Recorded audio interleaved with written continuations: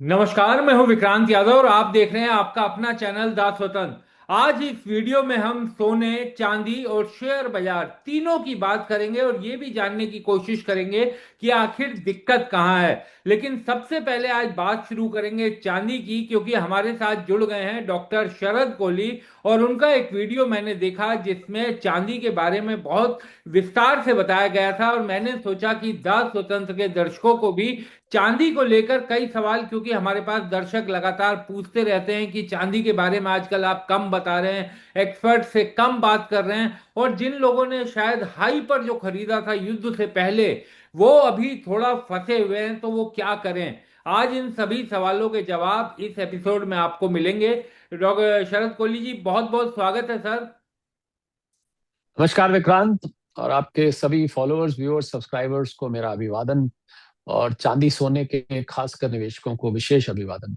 Sir, सबसे पहले आज सिल्वर पर ही समझना चाहूंगा, क्योंकि बहुत से व्यूअर्स हमारे वीडियो में कमेंट करते हैं कि चांदी के बारे में भी आप थोड़ा बताइए। और मुझे लगता है कि बहुत से ऐसे लोग भी हैं सर, जिन्होंने युद्ध से पहले जब चांदी अपने शबाब पर थी तब खरीदा था, तब उसमें इन्वेस्ट किया था।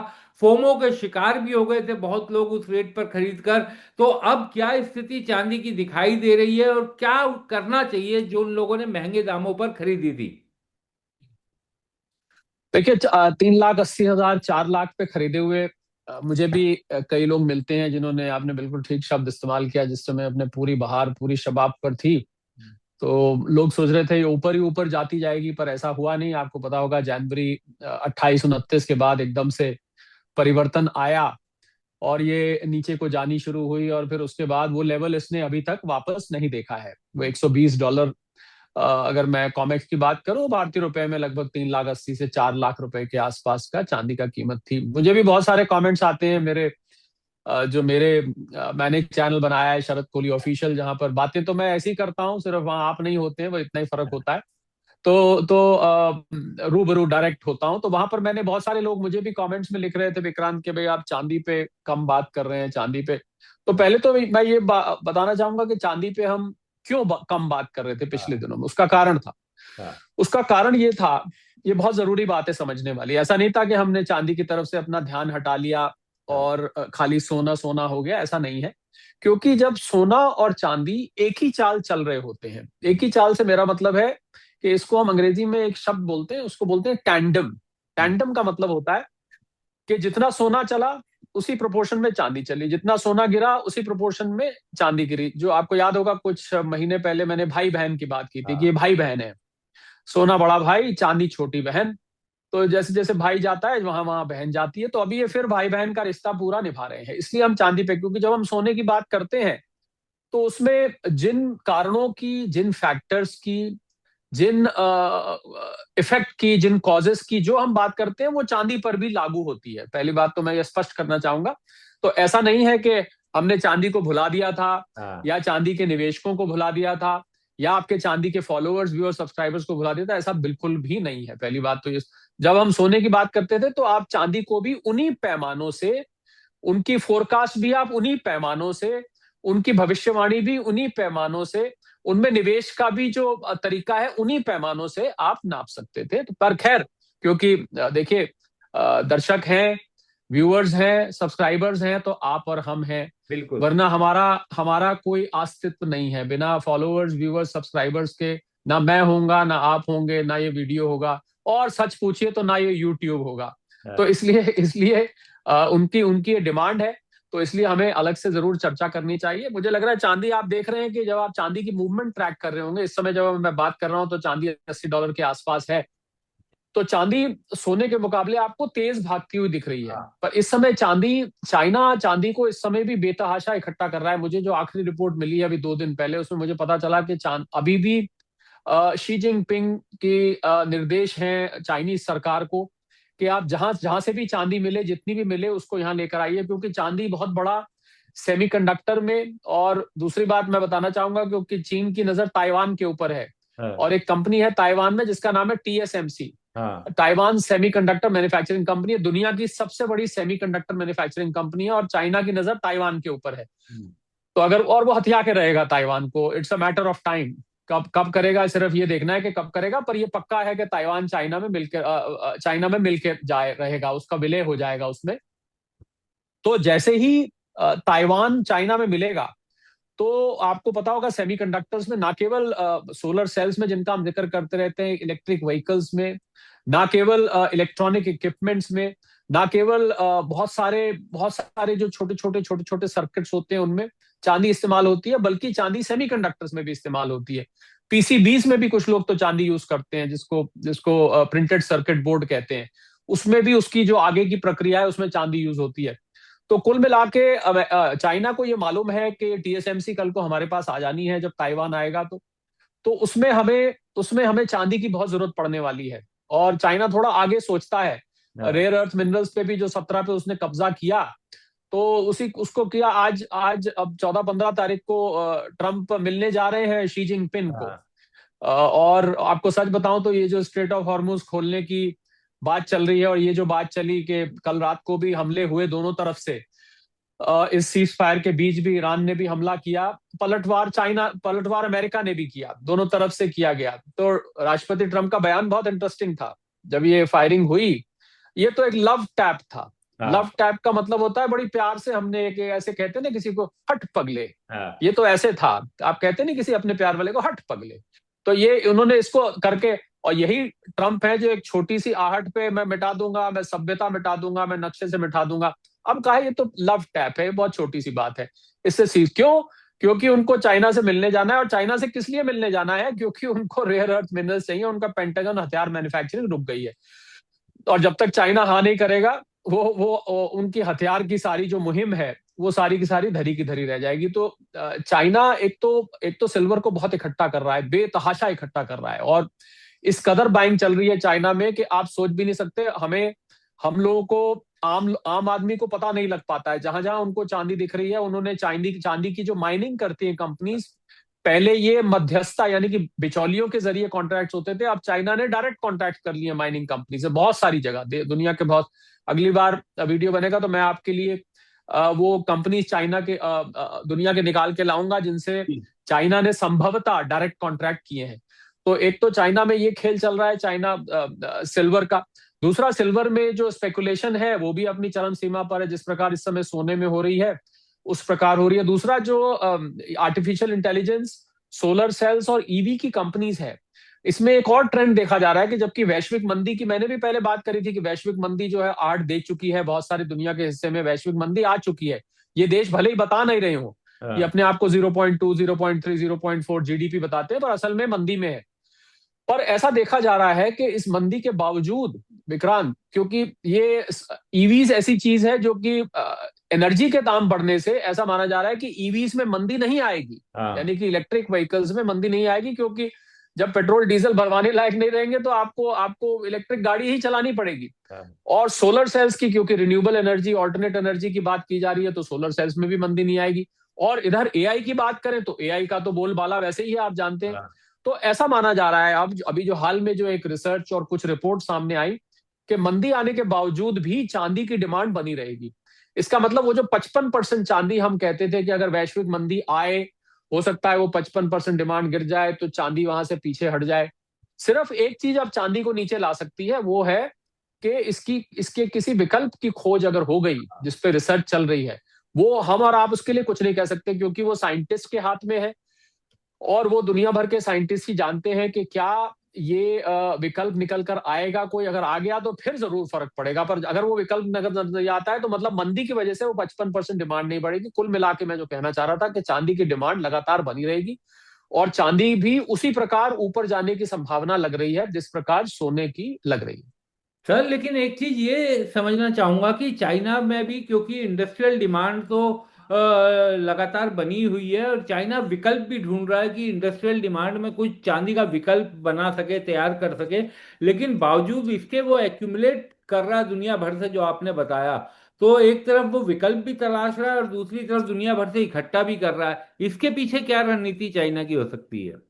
क्योंकि क्योंकि जो वो विकल्प, देखिए, विकल्प निकालना तो साइंटिस्ट के हाथ में है, जो लोग रिसर्च कर रहे हैं उनके हाथ में है। अब मान लीजिए विकल्प नहीं निकला, तो वो अपना प्लान भी तो तैयार रख ही रहा है ना, विकल्प नहीं निकला तो वो चाइना अपने आप को ऐसी पोजीशन में नहीं लाना चाहता जहां उसके पास चांदी ना रहे और वो दुनिया पर राज करता है बाँ मड़ोड़ के, आर्म हाँ, ट्विस्टिंग टैक्टिक के। हम चाइना, हम सारी चांदी अपने यहाँ रख लेंगे या ज्यादातर चांदी रख लेंगे तो देशों को हमारे पास ही आना पड़ेगा।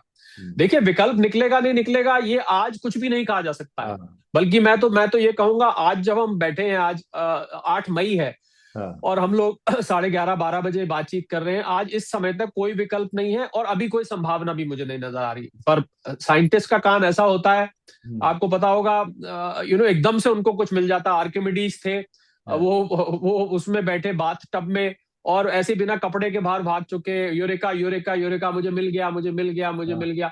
तो साइंटिस्ट का हिसाब अचानक होता है, पर इस अचानक के आधार पर चाइना इसमें चांस नहीं लेना चाहता है। और आपको ये भी बताऊं कि ये रिसर्च यूरोप में ज्यादा चल रही है, सिल्वर से रिलेटेड ऑल्टरनेट की रिसर्च यूरोप में चल रही है।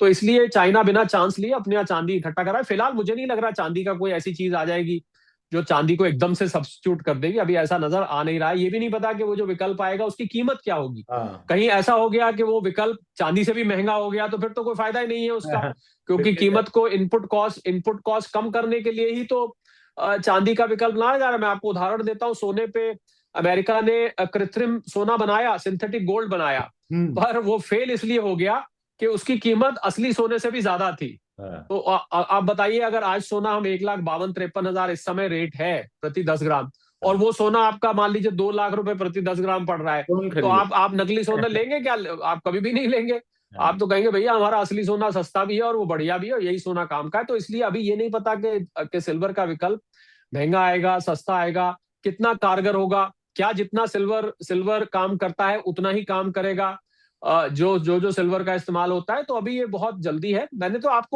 मैंने आपको देखिए बताया कि संभावनाएं क्या है। हाँ, तो इसलिए इसलिए वैश्विक मंदी आती भी है तो मुझे, अब जो इस रिपोर्ट के अनुसार मुझे नहीं लग रहा कि चांदी के दाम जो है गिरेंगे। तो वो 55% डिमांड भी बनी रहेगी और बाकी की 45 भी बनी रहेगी जो निवेश संबंधित डिमांड होती है। पर यहाँ मैं एक जानकारी देना चाहूंगा, कल आपने और हमने परसों शायद ईजीआर की बात करी थी, इलेक्ट्रॉनिक गोल्ड परसों, रिसीट्स की। हाँ, तो बहुत सारे लोगों का मुझे ये भी सवाल आया कि क्या क्या एसजीआर भी, हाँ, ईएसआर भी है, हाँ, इलेक्ट्रॉनिक सिल्वर रिसीट्स। तो मैं उनको बताना चाहूंगा, नहीं, बिल्कुल सिल्वर के लिए अभी नेशनल स्टॉक एक्सचेंज ने ऐसा कोई स्टेप नहीं उठाया है। तो चांदी में निवेश के लिए वो जो ईजीआर का माध्यम आया उसने काफी तहलका मचाया हुआ है, वो चांदी के लिए उपलब्ध अभी यहाँ भारत में नहीं है। जी। बिल्कुल। और ईजीआर के बारे में आप जो जानकारी अगर देखना चाहें तो आप 6 तारीख का हमारा वीडियो देख सकते हैं, जो डॉक्टर शरद कोहली से हमने बातचीत की थी। ईजीआर के बारे में विस्तार से उसमें जानकारी हमने दी थी कि किस तरीके से सोने में निवेश का एक नया तरीका आ गया है, जिसको जो ज्यादा सुरक्षित है, पारदर्शी भी है, उसकी तरफ भी निवेशक देख सकते हैं।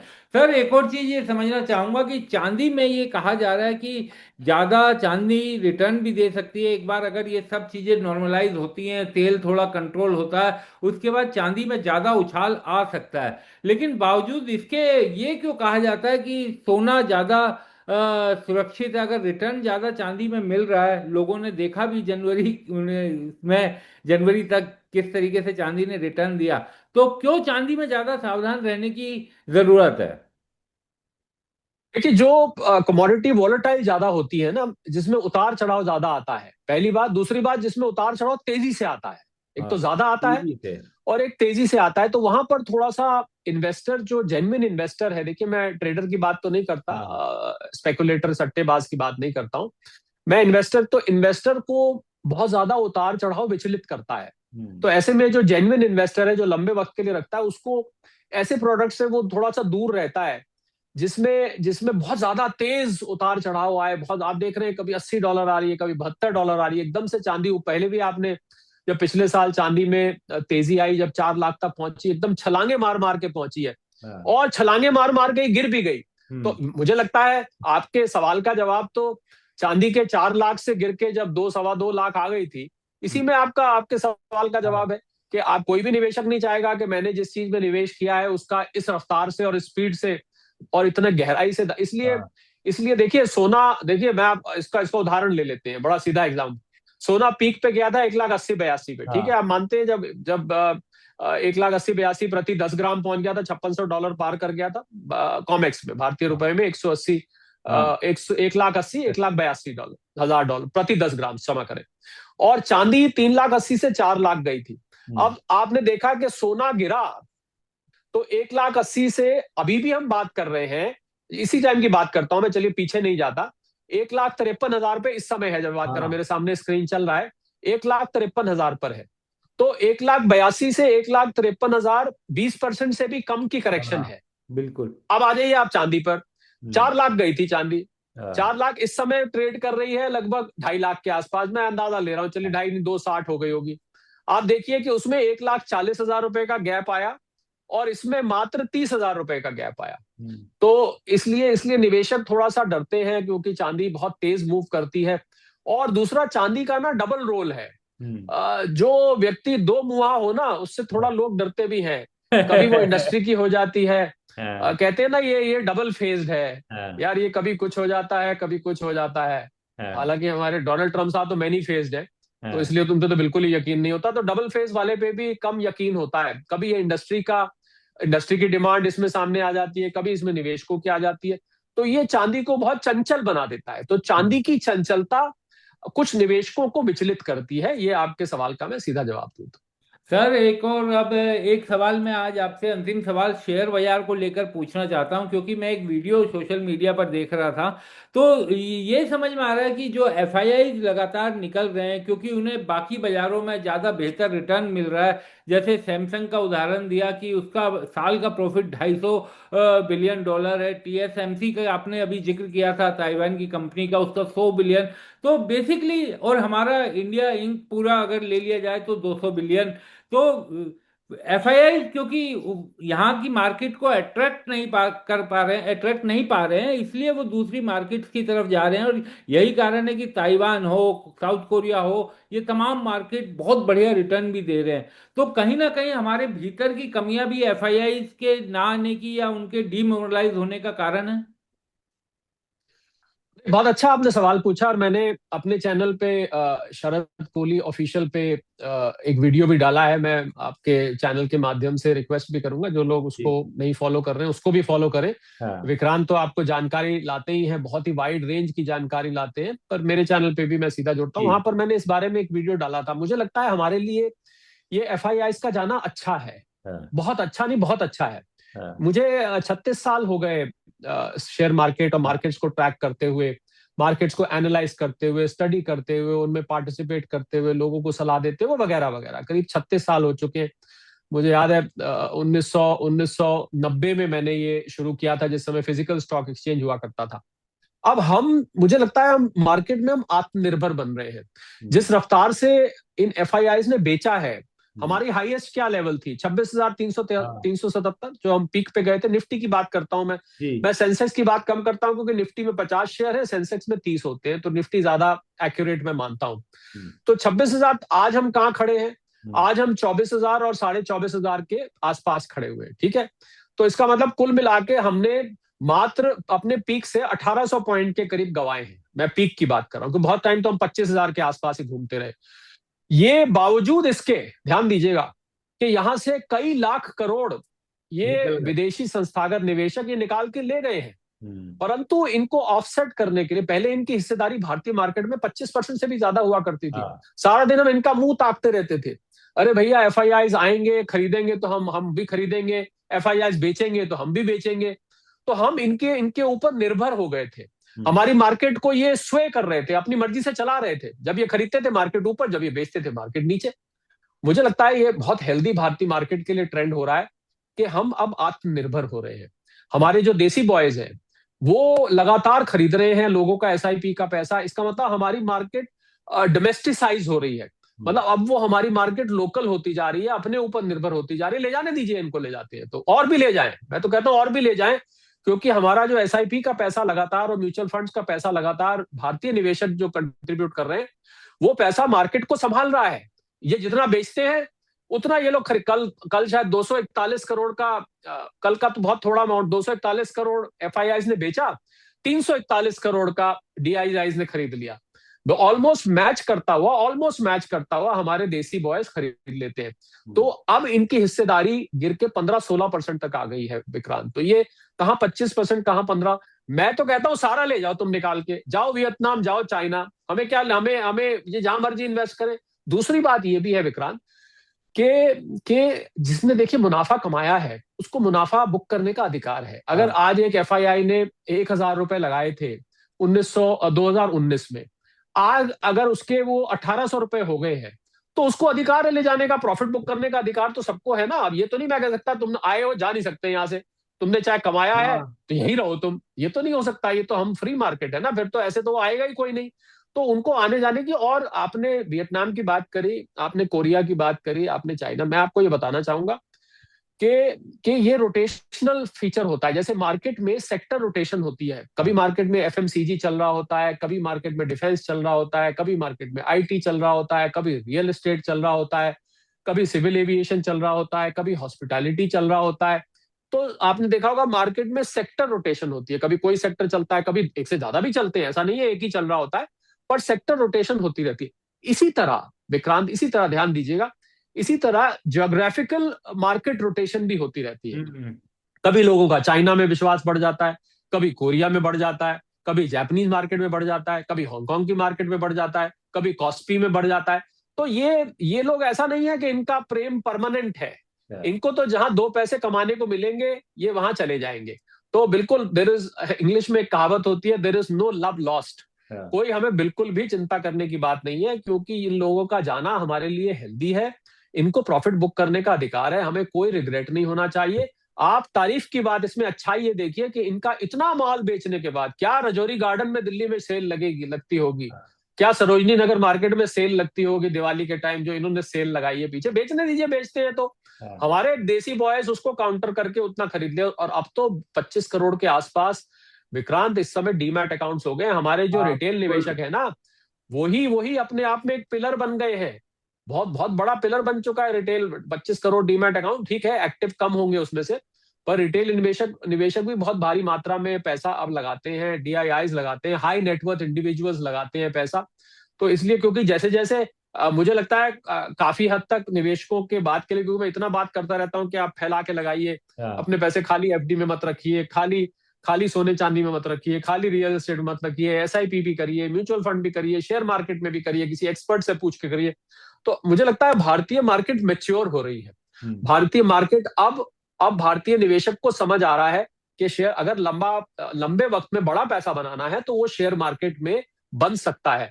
तो मुझे 1% भी अफसोस, शुरू शुरू में होता था अफसोस, हाँ। अब मुझे विक्रांत बिल्कुल अफसोस नहीं है, बल्कि आप मानेंगे नहीं, जब भी मैं एफआईआई के शाम को आंकड़े आते हैं, बिकते देखता हूं, तो मैं खुश होता हूं कि मार्केट इनसे हल्की हो रही है और मार्केट आत्मनिर्भर होती जा रही है। अगर जिस शब्द का प्रयोग हम कोविड के बाद से प्रधानमंत्री जी ने शुरू किया था, जिस शब्द का, कि हम we are becoming self dependent, हमें हमें फॉरेन के पैसे की, dollar, pound, Swiss franc, euro, इनकी जरूरत ही नहीं है, हम अपने पैसे से चलाएंगे। भारत अपने आप में एक दुनिया है, मत आओ, आते हो ले जाओ, बेच के ले जाना है तो हम संभाल लेंगे अपने आप को। सर एक अंतिम सवाल, क्योंकि आज हम जब बात कर रहे हैं, शुक्रवार के दिन बात कर रहे हैं, अब वीकेंड आ गया है, तो क्या सोमवार को जब बाजार खुलेंगे उससे पहले क्या दुनिया पर जो सबसे बड़ा संकट है उसमें कोई डील होने की उम्मीद आपको दिखाई दे रही है? क्योंकि ये उम्मीद जताई जा रही है कि आज या कल डील हो सकती है। ट्रिलियन डॉलर क्वेश्चन, हाँ। बिलियन डॉलर तो अब कम हो गया है, ट्रिलियन डॉलर क्वेश्चन है। ये तो उन साहब का, चाचा जी का सीटी स्कैन बता सकता है कि दिमाग में क्या चल रहा है, उनका आगे क्या मर्जी है। उन्होंने लव टैप कहा कि कल ईरान ने हमला कर दिया उनके शिप पे, वहां से निकल रही थी, उन्होंने, ईरान ने, मुझे पता लगा है विक्रांत के ईरान में अब कोई एक हाँ। सेंटर ऑफ कमांड नहीं है, हाँ। यानी कि ईरान जो है बिखर चुका है। हम्म। वहां पर अलग अलग हिस्सों में और अलग अलग तरीके से, अलग अलग, कहीं पर पेजेश्कियां साहब हैं, कहीं पर अब्बास राजनीति। अगाची जाते हैं, वो बातचीत करने जाते हैं, कभी उनके आईआरजीसी के कमांडर बात करते हैं, कभी कोई करता है, कभी स्पीकर पीछे थे वो सैक हो गए। तो बहुत बिखर सा गया है। ऐसा लग रहा है कि ईरान में अब एक निर्णय ले, और खमीनाई साहब जो है वो इंजर्ड है, उनकी कितनी बात लोग सुन रहे हैं नहीं सुन रहे हैं, मुझे अभी तक तो कोई ऐसा दिखाई नहीं दिया कि खमीनाई जी, जो मुज्तबा खुबनाई है, जो इंजर्ड है, उनकी बात कितनी मानी जा रही है। बहुत ही कंफ्यूजिंग सी सिचुएशन है। पता नहीं किसने उठा के कल एक मिसाइल फाइल कर दी अमेरिकन शिप के ऊपर, अमेरिका ने भी काउंटर हमला कर दिया, जिसको डोनाल्ड ट्रंप ने लव टैप बोला कि चल पगले कोई बात नहीं, चल हट कोई बात नहीं, मैं क्योंकि क्योंकि अब उनके उनको एक तो चाइना जाना है, दूसरा उनका वो 1 महीने 2 महीने का पीरियड वहां खत्म हो चुका है वॉर पावर एक्ट के अंतर्गत। तो मुझे लग रहा है कि जहां तक डोनाल्ड ट्रंप की बात है विक्रांत, तो वीकेंड बहुत लंबा होता है। ये वीकेंड दो दो दिन नहीं होता, ये कई सालों का वीकेंड होता है, क्योंकि कुछ पता नहीं उनके दिमाग में क्या आ जाए, कब फिर पलटी मार जाए। अभी तो एक बड़ी डेवलपमेंट हुई है, वो जो उन्होंने सुप्रीम कोर्ट के निर्णय के बाद जो हाँ टैरिफ लगाया था 10% टेम्परेरी टैरिफ, उसको हाँ भी यूएस ट्रेड कोर्ट ने उठा के खिड़की से हाँ बाहर फेंक दिया। ये भी अवैध है। हाँ। हालांकि हालांकि वो ऐसा बोला जा रहा है कि कुछ एक स्टेट्स के लिए करा गया है, पर उनके लिए बहुत बड़ा झटका है। तो देखिए, डोनाल्ड ट्रंप की जितनी भी चाल उन्होंने चली है जब से वो राष्ट्रपति बने हैं, सारी की सारी चालें बैकफायर कर गई हैं। इमिग्रेशन से लेके, टैरिफ से लेके, ईरान वॉर से लेके, कोई भी ऐसा कदम उन्होंने नहीं उठाया जिसका विश्व छोड़िए, पूरा अमेरिका ही तारीफ कर रहा, वाह वाह वाह वाह, क्या क्या काम किया है इस आदमी ने। कोई भी किसी भी एक भी मूव कामयाब अभी तक नहीं रहा। या तो वो कोर्ट फेल कर देता है, या लोग सड़कों पे आ जाते हैं। दुनिया का होता है तो दुनिया क्रिटिसाइज करने लगती है। हम और आप तो कई दफे बैठ के बात कर चुके हैं, भारतीय मीडिया ने तो खूब खूब गुणगान किया है डोनाल्ड ट्रंप और उनकी हरकतों का पिछले कुछ महीनों में।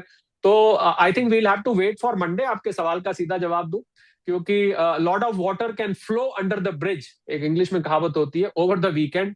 अभी इस सैटरडे संडे को क्या क्या घटना घट जाए कुछ नहीं कह सकते। फिलहाल जो परिस्थिति है उसमें ऐसा लग रहा है कि डोनाल्ड ट्रंप नरम पड़ गए हैं। स्ट्रेट ऑफ हॉर्मुज भी खोलना चाहते हैं, ऑपरेशन फ्रीडम को भी खत्म करना चाहते हैं, ऑपरेशन एपिक फ्यूरी को भी खत्म करना चाहते हैं। होता असल में क्या है ये तो समय बताएगा, और समय ज्यादा नहीं है, वीकेंड तक का इंतजार करिए। बिल्कुल इंतजार करते हैं और उम्मीद भी यही करते हैं सर कि इस वीकेंड में अच्छी खबर आए। बहुत बहुत शुक्रिया शरद जी, आप हमारे साथ जुड़े, शुक्रिया, थैंक यू। चर्चा में शामिल हुए।